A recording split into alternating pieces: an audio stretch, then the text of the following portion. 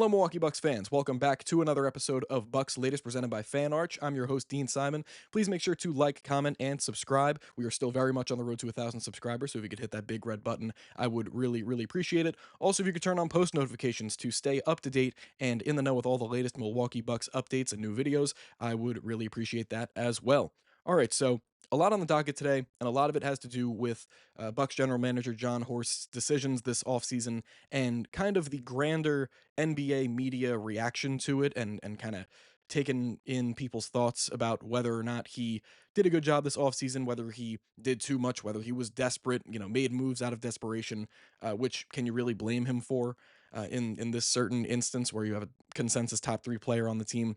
We'll get into that in a second, but just some things on the mind first of all. But anyways, this first topic here is about Kyle Kuzma and whether he is going to slide down the rotation going into 25-26, and it's maybe all to do with the recent signing of Amir Coffey, ex-Los Angeles Clippers wing.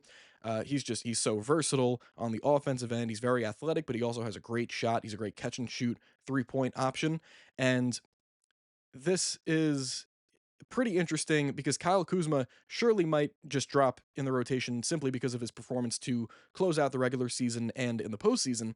But in my opinion, I think it's more just because of how much I value Amir Coffey and how much I think he would have contributed to any team that he would have went to this offseason. But anyways, FanSided's John Cornelison came out with an article basically saying that Kyle Kuzma, the future is looking bleak, of course, for Kyle Kuzma. And that's something that goes without saying, again, based off of his performance from last year. But he said, and I quote, "The Milwaukee Bucks have made one thing clear this offseason. They do not believe in Kyle Kuzma. They have continued to make moves to reduce his role, and signing Amir Coffey is the coup de grace for his place in the team's plans." And this is something we talked about in, I believe, our most recent episode or the one before that, right after the Bucks had signed Amir Coffey, is that it would create a lot of competition in terms of the Bucks wings and who will move up and down their depth chart in terms of, who's going to get minutes at the small forward position. The introduction of Amir Coffey definitely changes things, that it creates a competition between him, Torian Prince, and Kyle Kuzma. And surprisingly enough, Kyle Kuzma might not be the beneficiary necessarily of this of the competition. He might not come out the winner, as many could predict.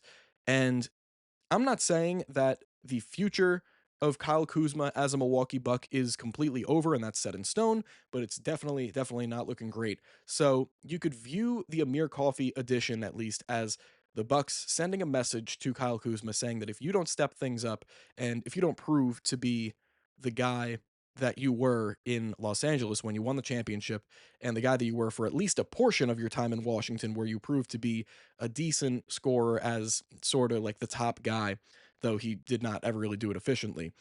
If you don't clean up your act, then we're going to have a guy like Amir Coffey. We're going to give him more opportunity and he's going to slide in and take your minutes. So definitely something to look out for. And we're going to see how Kyle Kuzma responds throughout the entirety of this season. Will it be overwhelmingly positive or negative? Who knows? But that's definitely something to keep an eye on.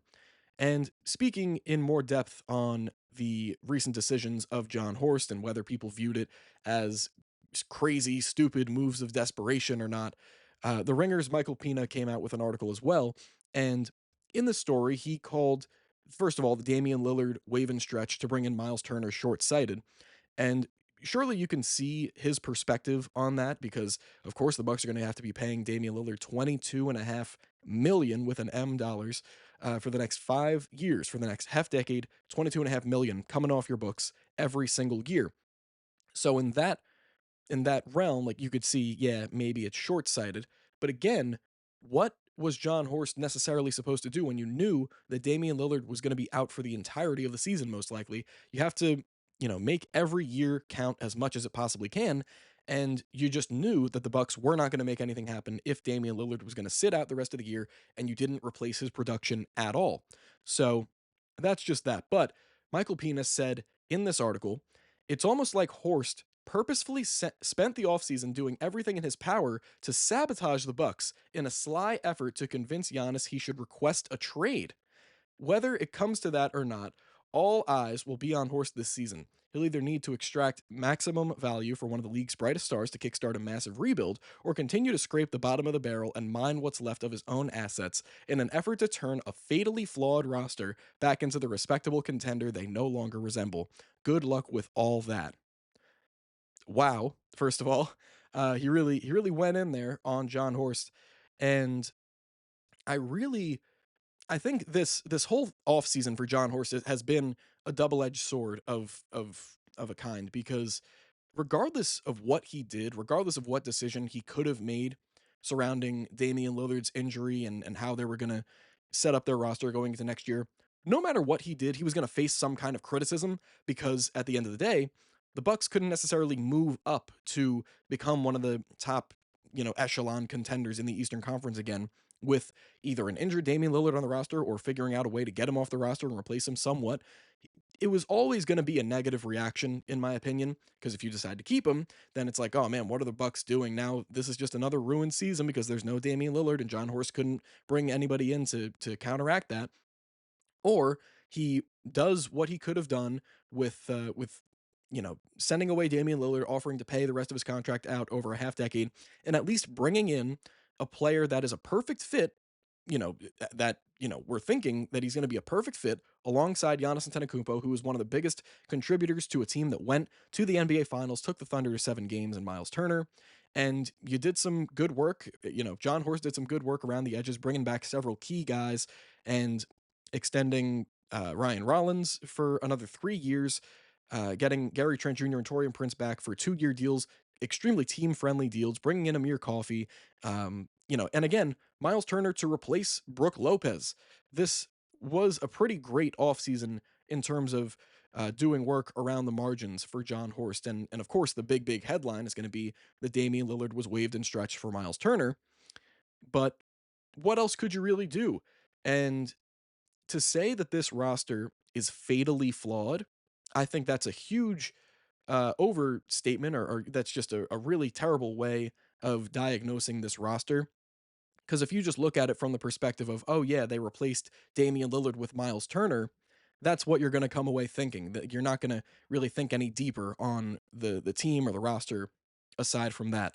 But I think it's amazing. Michael Pina has kind of suggested that John Horst purposefully wants Giannis to request a trade. That's the big thing that we should take away from this, is that he said that John Horst, it looks as though possibly that John Horst is trying to sabotage his own team to get Giannis to request a trade and then recoup a bunch of assets to kickstart a rebuild.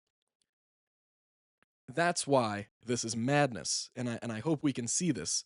That how could this even be possible? Because to to have the takeaway from this offseason be, oh yeah, John Horst doesn't care about this team at all. He just wants Giannis to get out of here. That you could not have taken a more backwards approach to how the Bucks were able to get through this offseason. It really doesn't make much sense to me. Anyways, moving forward, this is another mistake. Well, this one's a real mistake. The other two were mistakes that the Bucks made in either this offseason or past off seasons. But this is going to be about Thawn Maker, the Bucks taking him at number 10 overall, and the fact that it's still hurting this team long after Thawn Maker has eventually exited the NBA, and he hasn't been in the NBA for a good while now. But the main point of this is, by the way, this is from an article from Fanside. It's Dalton Sell, great author. You should check out his stuff. The fact that instead of taking a guy like Thawn Maker, that the Bucks decided not to go with a guy like Pascal Siakam, who has been terrorizing the Milwaukee Bucks for the past couple of years in the Eastern Conference, specifically the past 2 years with the Pacers. Um, and it's really wild to think that a guy like Pascal Siakam, which plenty of teams missed out on, it's not as though the Bucks like missed him by one pick and it was like, oh man, how could you not take Pascal Siakam? The fact that he's Oh my gosh, what just happened with my camera? The fact that he's still around terrorizing teams in the Eastern Conference, specifically the Bucks, is really a big slap in the face. And also, he goes on to mention something about Malcolm Brogdon, and that Malcolm Brogdon, if the Bucks hadn't taken him in in the second round, the draft would have been a complete bust. In his words, had the Milwaukee Bucks not selected Malcolm Brogdon, a player they could still reunite with this summer if they desire in the second round, this draft would have been a flat out disaster. This selection is among the many draft misses the Milwaukee Bucks have stacked up recently. And I think maybe it's time that we can kind of make our conclusions on the potential Malcolm Brogdon reunion, and that the ship has kind of set sail on that topic. That, of course, with the Bucks filling out their roster basically with the Amir Coffey signing, and now having a competition between Amir Coffey and Andre Jackson Jr. for potentially the last roster spot, I think the ship has probably sailed on the Malcolm Brogdon reunion for now. Maybe in the regular season something can come around. Maybe he comes to a buyout at some other point, and he's available to be picked up or whatever. If he becomes available in some fashion, the reunion is potentially still on, but I don't think for this offseason. The Bucks are going to pass through this offseason, and that's going to be that. But the selection of Thawn Maker still definitely hurts, and mostly because of the Pascal Siakam miss. And you can't really argue against it. Sure, there were maybe other players that the Bucks could have taken, but the miss of Pascal Siakam is really what makes this a thorn in the Bucks side, and what has made it a thorn in the Bucks side for the last couple of years now. Anyways, we're going to talk about the Knicks and this idea that because they didn't hand Carl Anthony Towns an extension, and that they're keeping their options open for a massive trade, and then the only massive trade that people are pointing to is, oh, Giannis. Like that's the main place that people go when they hear that Carl Anthony Towns could be a trade chip, that the only available option is Giannis. And what I think is even crazier is that there are writers and media members out there that are convinced that even if a Giannis trade were to happen, that there's a way that the Knicks can get Giannis without having to give up Carl Anthony Towns and send him back to the Bucks, which in my opinion is absolutely ludicrous, because I really feel as though I need to crazily downplay the possibility of a Giannis deal, number one, but especially the idea of Giannis, not commanding a guy like Carl Anthony Towns in return, because basically this is all based off of an article that I saw from Knicks on Sports Illustrated's Jeremy Brenner, who basically said that the Knicks, if they were to acquire Giannis Antetokounmpo, they would be able to pair him with Jalen Brunson and Carl Anthony Towns and build one of the best big threes in the NBA. No, that's not how it would go at all. You would not, at least if John Horst would be in his right mind in discussions of that nature, these hypothetical talks, that the Knicks would not be able to get away with keeping Carl Anthony Towns on the roster if they were going to acquire Giannis. That's just, it wouldn't be possible. Otherwise, it would be OG Anunoby, Mitchell Robinson, Deuce McBride. That's the amount of salary that you would need to make up for a Giannis deal. And then, of course, draft capital. But aside even from the fact that you would need to give up Carl Anthony Towns, you would need to give up like a good supporting piece, the Knicks just aren't the team to go to if the Bucks are really looking to kickstart that massive rebuild, because you can go to so many other teams in the association and they can give you an amazing haul of draft capital and young assets and guys that can help you win right now. There's no way that the Bucks would choose the Knicks as a trade partner. There's just nothing really in it for them. The only way that could happen is if Giannis specifically requests a trade to go to New York. That's the only way that the Bucks would ever consider, oh yeah, let's talk things out with the Knicks and see what we can get from them. No, they would rather go to the San Antonio Spurs. Even the Houston Rockets still have stuff left over even after the Kevin Durant trade.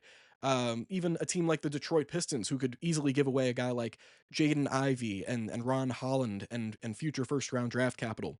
There's no way that the Bucks would approach the Knicks to be, oh yeah, they're a team brimming with young talent and draft capital that we can go to and get a deal done. There's just no way. So, number one, the thought of keeping Carl Anthony Towns in a potential Giannis deal for the Knicks, absolutely ludicrous. Number two, the fact that the Bucks would even contact the Knicks at all in the situation just doesn't make any sense to me, and I really don't think it ever will. But anyways, That'll be it for me today. Thank you very much for watching another episode of Bucks Latest presented by Fan Arch. Again, I've been Dean Simon. Make sure to like, comment, and subscribe. Again, still on the road to 1,000 subscribers, so I would really, really appreciate it. And also turn on those post notifications to stay up to date and in the know with all the latest Milwaukee Bucks updates, and so you don't miss any future episodes of Bucks Latest. I will see you guys in the next one, and go Bucks.